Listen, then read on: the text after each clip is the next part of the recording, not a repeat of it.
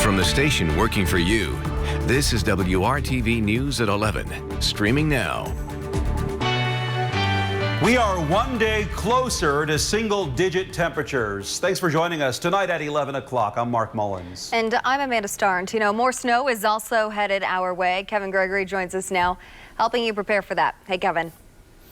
We've got dual responsibilities, one eye on the thermometer, the other on radar. The snow arrives Sunday night. Now, this is the watch, meaning where the area is most favorable to see 6 inches of snow or more from Crawfordsville to Muncie south. And I think areas that could see 7, 8+ inches would be the southeastern portion of the state. As the storm system moves closer to the Ohio River, the heaviest snow will be to the northwest of that. And this will be a dry, fluffy snowfall. Again, there's your general snowfall potential. The last big snow, if you want to call it that, in Indianapolis was in 2018 when we had 10 inches on March 24th. So the evening hours on Sunday, there we are at 11 o'clock at night, the snow starting. That's kind of round one into Monday morning, not as heavy as what will take place later in the day, Monday into Tuesday. More on that shortly. This weekend marks 4 years since someone killed 2 young girls along a trail near Delphi, and the search for their killer continues. We will get our answers. We will get our answers, and we just have to patiently wait for that. I believe somebody out there knows something. One little bit of information is what we need. The families of Abby Williams and Libby German say they are not losing hope that justice will be served in the case. The girls were found dead near the old Monon High Bridge on February 14th of 2017. Sketches of the main suspect have been shared around the world. There have been more than 50,000 tips, but no arrests. The family shared this message for the public and police. The message I want to convey is that we haven't give up faith in them and in their job and their duty and their call. Be patient. Be patient with them. You know, Rome wasn't built in a day. There are so many cases out there that have gone for many years. I know they're moving forward. They know more today than they knew yesterday. I just want to make sure that it's a good, solid case. I don't want them to rush it. I want it to be right. And people just need to understand that this isn't a 60-minute show. There are several hotlines connected to this investigation, but authorities prefer information be sent via email. The email address is Abby and Libby tip at CACOSHRF.com. The families of Abby and Libby do not just mourn their deaths. Loved ones in the community are dedicated to keeping the memories of the girls alive. One way they're honored is through an annual food drive. It kicked off today and it continues tomorrow, 8 a.m. through 8 p.m. at United Methodist Church in Delphi. And a memorial park is scheduled to open this spring. It will include playgrounds, an amphitheater, baseball and softball fields, and much more. Libby's grandmother and Abby's mother say the park will be a place for families to make memories. We don't get to make memories with the girls anymore. So this is going to be a place where families can make memories. They'll always have something to remember. They can have the fun. They can have the laughs and the giggles and all of that. The memories are going to get started here pretty soon about, you know, the first games, and we're going to start having more first here soon. It's hard, but we know that the girls are still here with us in the spirit of the park, and they always will be. Fundraising and donations help make the Abby and Libby Memorial Park possible. Tonight in Indianapolis, friends and family braved the cold to honor a woman killed this week. We love you, Nene. We love you, Nene. Yeah. Monday evening, first responders found 33-year-old Vivian Clark shot to death on Post Road near 21st Street. Police have not publicly released any information about this investigation. But at tonight's vigil, loved ones called Clark's death and violence in the city senseless. It don't make sense that every day somebody out here got to be out here showing this to their loved one. You know what I'm saying? Do y'all feel me? I feel you. It don't make sense. Now I got to go without a child. If you have any information about this case or any investigation in Indianapolis, you can call Crime Stoppers anonymously at 317-262-TIPS. Well, that vigil comes as Indianapolis continues to grapple with record-breaking deadly violence. Some local pastors are calling on the ongoing rash of homicides a public safety emergency. They want the city to reallocate money within IMPD's homicide unit to add more manpower, more technology, and a homicide dashboard that will be available to the public for greater transparency. The group also says the city and police need to do a better job of addressing how violence is traumatizing families and communities. So not only do we need to look at the detective aspect of it, but we also need to look at expanding the chaplaincy other than making notifications, but being able to stay in contact with these families to help minimize the trauma in their family and in those neighborhoods. We shouldn't have to live in fear. We should feel more protected in our own city and state, and we don't. Someone shot and killed Pamela Brody Wooden's 34-year-old daughter nearly 3 years ago. No arrests have been made in this. In response to the concerns raised by Wooden and local pastors, IMPD released a statement saying, quote, "We continue to work with our community to ensure our efforts fulfill their expectations of us, and we always appreciate the opportunity to listen to ideas from our residents. Conversations are ongoing on how to continue improving transparency and community involvement in our process, build stronger bridges of trust with our neighbors, and make significant changes in our department to better address violent crime," end quote. And now to the latest on the COVID crisis in Indiana. The State Department of Health is reporting 86 new deaths, bringing the total since the start of the pandemic to 11,690. And more than 1,400 new positive cases were reported today. Hospitalizations continue to decrease. As of yesterday, there were 1,178 COVID patients in hospitals statewide. You can see on this graph a significant decrease since November, December, and early January. And the State Department of Health says more than 300,000 people in Indiana are fully vaccinated. Vaccinations are slowly ramping up across the country. 6,500 major pharmacies are now getting doses from the federal government with a focus on reaching the country's most vulnerable communities. Some Walmart locations in Indiana started offering COVID vaccines today.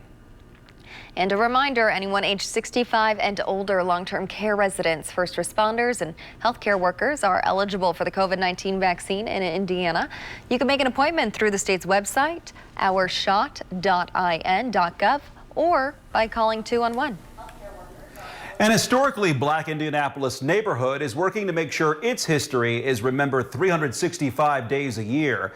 Tonight, WRTV's Cameron Riddle shows us how they're working to put the past on display and how you can be a part of it.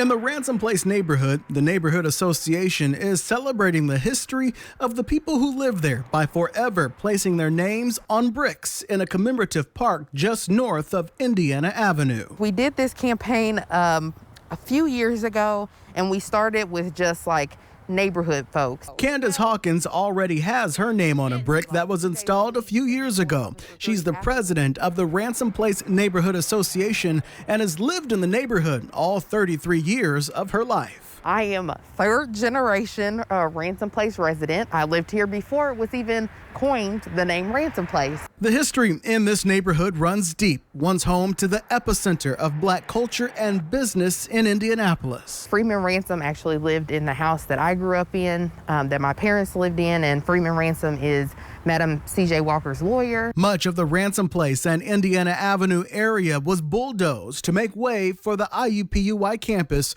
which sits just across the street from the small park where the bricks will tell a story. Making it something that people in the neighborhood could come to visit, to honor, you know, people that have passed or people that maybe have moved. We're just trying to honor the Indiana Avenue corridor, really. Hawkins is hoping the residents, organizations, and businesses that call Ransom Place and Indiana Avenue their original home will purchase a brick and have their name forever imprinted on the changing neighborhood. Not only is it Black history, but another tag would be Indianapolis history. We are, extremely close to downtown. We're extremely close to the avenue. A lot of the people, again, worked and played on the avenue that lived in this neighborhood previously. They worked, they had families, you know, they were doing everything that we were doing now. It just was obviously in a different time. Cameron Riddle, WRTV. Well, any person, organization, or business is eligible to put their name on a brick. The bricks are $75. The proceeds will help maintain the park and other common areas in the neighborhood. The Ransom Place Neighborhood Association is hoping to get orders completed by mid-March. And you can learn much more at our website, WRTV.com. Without them, I don't have a second chance at life. And and I don't have an opportunity to figure out now what my purpose is. It's American Heart Month, and a central Indiana man has a new lease on life after receiving a heart transplant. Coming up, he shares his lessons learned for other Hoosiers. And a little later, the WRTV sports team takes you to some of the top high school basketball matchups. That's still ahead. American Mattress. Both sides make closing arguments tomorrow in the impeachment trial of now former President Trump. His defense attorneys made their case today. ABC's Faith Abube reports they argue the entire trial is an act of political vengeance. Donald Trump's legal team on day 4 of the former president's second impeachment trial, blasting the House impeachment manager's case that he incited the deadly Capitol insurrection. No thinking person could seriously believe that the president's January 6th speech on the ellipse was in any way an incitement to violence or insurrection. Focusing their defense on the Democrats, saying the trial is an attempt to smear and censor Donald Trump and violate his First Amendment rights. It is about Democrats trying to disqualify their political opposition. It is constitutional cancel culture. Trump's lawyers going as far as accusing the House impeachment managers of doctoring evidence to boost their case. They manipulated video, time-shifting clips, and made it appear the president's words were playing to a crowd when they weren't. The defense lawyers then sharing their own edited 11-minute video showing the former president and Democrats out of context. If we were in high school, I'd take him behind the gym and beat the hell out of him. No, I wish we were in high school, I could take him behind the gym. Then focusing on the word fight, arguing that when Trump used it on January 6th, it was merely ordinary political rhetoric. It is a fight, and it is a fight born out of patriotism. You didn't do anything wrong. It's a word people use. But please stop the hypocrisy. But Democrats say it's a false equivalence. None of us were saying that to a mob on the day of the presidential vote certification. So I don't think it's apples to apples. The Trump team using only 2.5 hours of the 16 allowed to make their case. And this trial is moving much quicker than Trump's first impeachment trial. Senators will reconvene tomorrow morning at 10 o'clock. Both sides will have up to 2 hours to make their closing arguments before senators cast that decisive vote on whether Trump is guilty or not guilty of inciting an insurrection. Faith Abube, ABC News, Capitol Hill.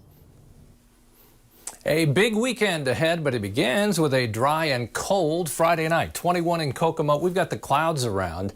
Nothing more than a flurry expected overnight in central Indiana, and the coldest temperatures will come in as we get to Sunday. Got to take a second and congratulate and wish a happy retirement to co-worker Tom McCabe. How about that? 43 years in the broadcasting business. Pretty much unheard of. Tom found Franklin College. He was a high school student in New York City, found Franklin College, and the rest is history. He's still working right now at this hour, by the way, and I talked to him just a little bit ago. He's still trying hard. He's got about 30 minutes left. 25 tomorrow with a couple of snow showers. 19 on Sunday as we wait for the arrival of the more significant snow Sunday into Tuesday. Highs tomorrow, 25 degrees, lots of cloud cover. Again, a few snow showers, but nothing real of consequence. On Sunday, temperatures coldest on Valentine's Day. Western Indiana struggles to hit 15. The rest of us about 18 or 19.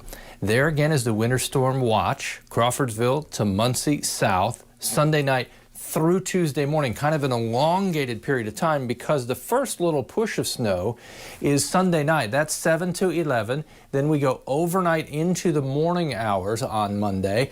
The light snow pulling away. We'll have a break in the action, and then the snow will come back. And I think Monday afternoon, Monday night, period of heaviest snow, reducing visibility, and roads become snow covered as a result. Again, I think the most likely area to see the heaviest snow will be south and east of Indianapolis. 1 o'clock in the afternoon, snow returning, but the deeper push will be Monday night. See those darker blues covering the Ohio River, coming up toward Columbus, Rushville, Connorsville, Richmond. Exactly where the axis of heaviest snow sets up will obviously have the impact on snow totals. A dry, fluffy snow, because temperatures will be in the teens. That also makes it more likely to blow around. We'll have winds 10 to 20 miles per hour through the day. Again, there's your range of potential snowfall amounts as we see it at this hour. Here's your 7-day planner. Temperatures over the next 7 days. Quite cold, but beyond the 7-day forecast, there's hope. Signals that we'll get back to average temperatures, which would put us back to around 40 degrees, upper 30s to around 40 degrees. Tom, put it there. Congratulations. Have a great retirement. Yes, congratulations to Tom. Well, it's February, a month dedicated to bringing awareness to heart health. Heart disease is the leading cause of death for Americans, even though it's preventable. I spoke with one man who just recently got a new heart. It's a day so important to him that he calls his transplant date his new birthday. Around the 24th of August, I had what I thought was acid reflux disease. They sent me to the ER on the 26th. As soon as I got in there, they figured out fairly quickly that I had a heart attack. The heart attack came as a complete shock to 59-year-old Christopher Daly. The downtown Indianapolis resident lived what he thought was a relatively healthy lifestyle, and he did not know of any family history of heart disease at the time. I had a tingling in my hand on the Friday night before the heart attack actually happened. And it was, being up at almost 60, you have tweaks, right? You have little pains that come and go. Chris was in the beginning stages of heart failure, with multiple episodes taking him in and out of the hospital. Although doctors placed him on a stent, the damage was already done. Heart disease is one of the most common cause for death. It's the number one cause for death. Chris thought he was healthy. He told me he was walking 10,000 steps a day. But I think it came as a shock to him when he suffered a heart attack. Dr. Rupa Rao is a heart failure cardiologist and was on Chris's care team at IU Health. And his heart started to dilate. At that point, his heart was going out of rhythm. We had to go for transplant. That was the only way out. He was so sick that we had to support him on an external artificial bypass machine until the heart would be available, a suitable organ would be available for him. Amazingly, Chris was matched with a donor almost immediately after his doctors put him on the list for a heart transplant. People have to wait to get a heart, and he was just on the heart transplant list for about an hour before we got the offer. And that was very remarkable. And I would say he was lucky in a way. Yeah, because that usually doesn't happen. People wait a very long time for that. Exactly. Yep. Chris was so ill, he did not even know he was getting a new heart until he woke up with one. I thought I was dead. But now, just 3 months post-transplant, Chris is moving on his own. Plus, along with diet and lifestyle changes, he has a new outlook on his life. We were driving toward retirement, and working through that. And I've gone back and started thinking about, what's my purpose? Why am I here? Is it because I'm what do I want on my headstone? Maybe is a better way to put it. He worked hard and died. Or do I want it to be he was, a good father and a great husband, or he gave to others, he had a good heart. As he continues his recovery, Chris knows his survival is a pure gift, allowing him to continue his life as a husband and a father. I'm convinced I would be dead without that transplant right now. But a tragedy happened to somebody, the donor. Their whole family's impacted by this. And I just want to make sure that I acknowledge that and thank them. Without them, I don't have a second chance at life. And I don't have an opportunity to figure out now what my purpose is. And Dr. Rao says risk factors are having an unhealthy weight, smoking, increased alcohol consumption, stress, and lack of exercise. She recommends that Hoosiers should check with their doctors and regularly screen for high blood pressure and cholesterol levels. We'll be right back after this break.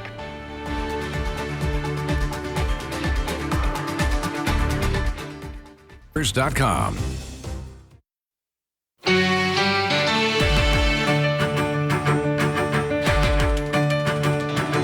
start this Friday night with the #2 boys team in Class 2A, Shenandoah, with its senior night, a quintet from the class of 2021, starting together against LaPel, and the Raiders were dominant from the opening tip.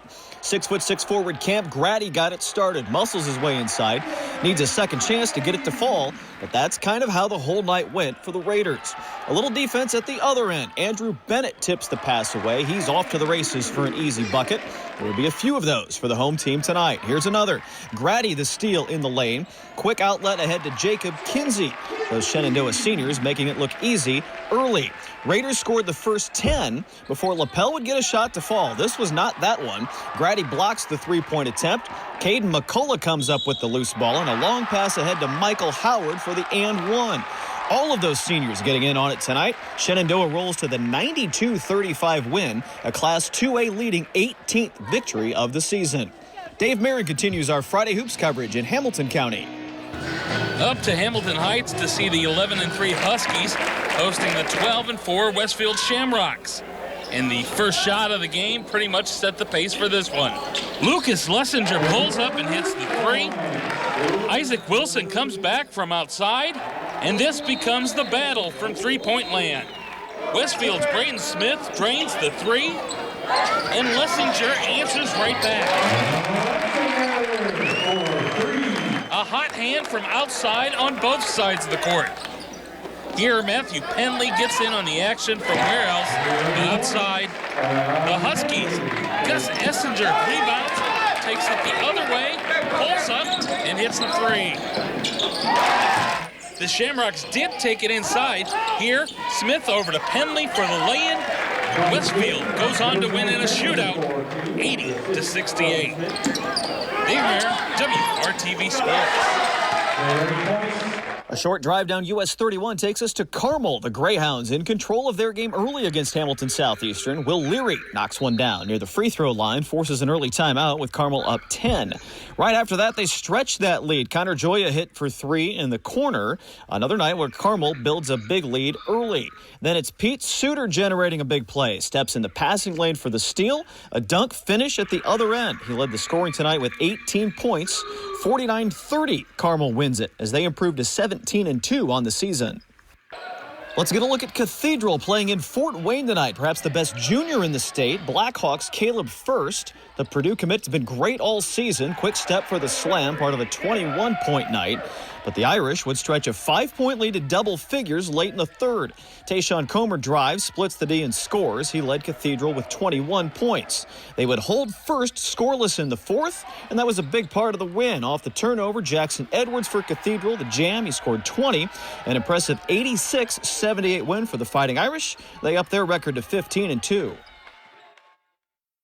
City Furniture.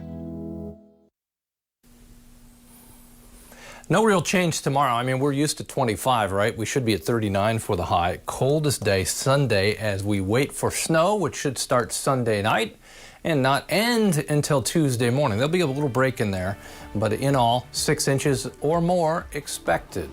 Okay, have a good weekend, Mark. And bundle up out there. Hey, thanks for making WRTV your choice for news. We appreciate it, and we want you to have a safe weekend. Good night.